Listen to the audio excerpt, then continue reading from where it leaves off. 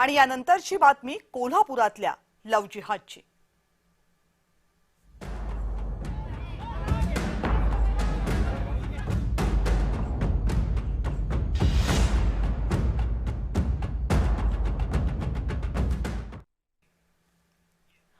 कोल्हापूर जिल्ह्यामध्ये लव्ह जिहादचं धक्कादायक प्रकरण समोर आले।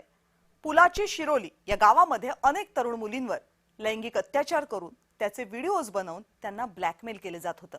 आरोपी शाहिद संदे याला पोलिसांनी अटक केली आहे। त्याचा साथीदार शाहरुख देसाई हा फरार आहे। आरोपी शाहिदच्या फोनमध्ये 8 ते 9 तरुणींचे आक्षेपार्ह व्हिडिओज असल्याचा संशय पोलिसांना आहे। प्रकरण समोर आल्यावर ग्रामस्थ आणि हिंदुत्ववाद्यांनी जोरदार निदर्शनं केली।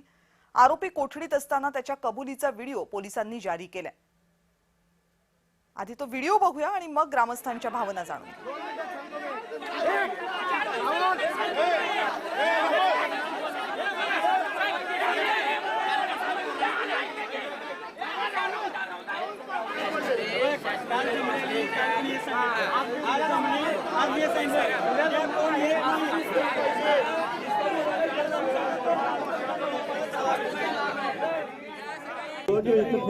सांगतो ना गावातच आहे एमएससीबीला कामाला आहे पोलीस आणतात बोलवून म्हणून म्हटलं डिव्हिजनला जायला लागतं।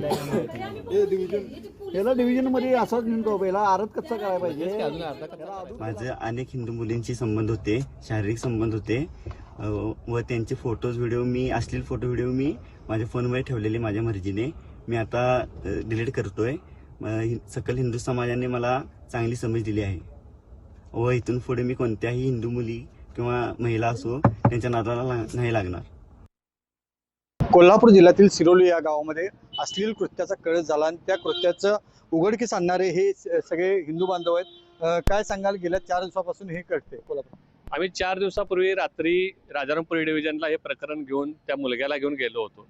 त्यावेळी तात्काळ तिथले अधिकारी आणि शहर DYSP यांनी सुद्धा तिथं दुर्लक्ष केलं। उलट आम्हाला सांगितलं की तुम्ही जाऊन त्या मुलगीला तक्रारीसाठी घेऊन या, म्हणजे हा पोलिसांचं काम सुद्धा आम्हीच करायचं काय, हे पूर्णपणे हा चुकीच्या पद्धतीने आहे। त्यामुळे आम्ही त्यांचा पण निषेध व्यक्त करतो। निश्चितपणानं यांच्याकडे कडक कायदे नाहीत, ज्या पद्धतीनं कलम लावायला पाहिजे त्या पद्धतीनं लावत नाहीत आणि आरोपी 4 दिवसांना पुन्हा मोकाट सुटते आणि पुन्हा नवीन धंदे करायला तयार होते। प्रामुख्याने या मदरशांमध्येच या गोष्टी शिकवल्या जातात, या प्रामुख्याने दिसून येतात। कारण हिंदू धर्म आहे तर हिंदू धर्मामध्ये अशा कुठल्या गोष्टी तुम्हाला दिसून येणार नाहीत, परंतु या धर्मामध्ये या अशा गोष्टींना फोपावलेला आहे किंवा या पद्धतीनं हिंदू मुलींवरच अत्याचार वाढत गेलेले आहेत।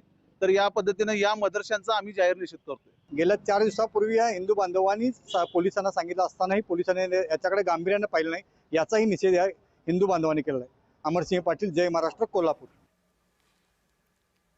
शिरोलीमध्ये घडलेल्या लव्ह जिहादच्या प्रकरणाविरोधात सिरोली गावामध्ये बंद पुकारण्यात आला आहे। आपल्याबरोबर बोलण्यासाठी माजी सरपंच आहेत, काय सांगाल की आता त्या मुलावर काय कारवाई व्हावी? माझं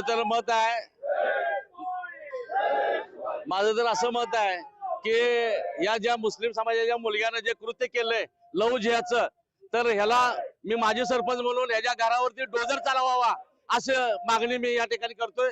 आणि वेळ पडली तर ते सकल हिंदू मराठा समाज त्या करेल, आणि यापुढं ही अशी प्रवृत्ती या भागामध्ये किंवा या जिल्ह्यामध्ये होणार नाही याची खबरदारी आपल्या सर्व हिंदू बांधवांनी घेणे गरजेचं आहे। आपला हिंदू समाज जागृत राहणे गरजेचं आहे। प्रत्येक वेळी हिंदू समाजाला जो अन्याय या समाजाकडून होतोय या पुढच्या काळामध्ये कधीही खपवून घेणार नाही। जय महाराष्ट्र, जय हिंदुस्थान।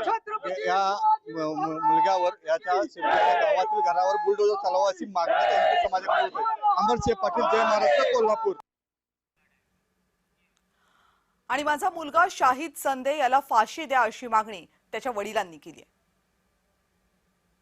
माझ्या मुलांनी जे कृत्य केले आहे ते अतिशय निंदनीय आहे आणि आमचं संदे कुटुंबीय त्याला कसलाही पाठिंबा देणार नाहीत। आणि आमच्या पोलीस प्रशासनाला कळकळून विनंती आहे की तिने जे न्याय देतील ते आम्हाला मान्य आहे। गावकरी जे शिवलीत न्याय देतील आम्हाला मान्य आहे। पोलीस प्रशासन कशाचा विचार न करता त्याला फाशी शिक्षा द्यावी ही आमची मागणी आहे आणि आमचा ह्याला कसलाही विरोध नसणार।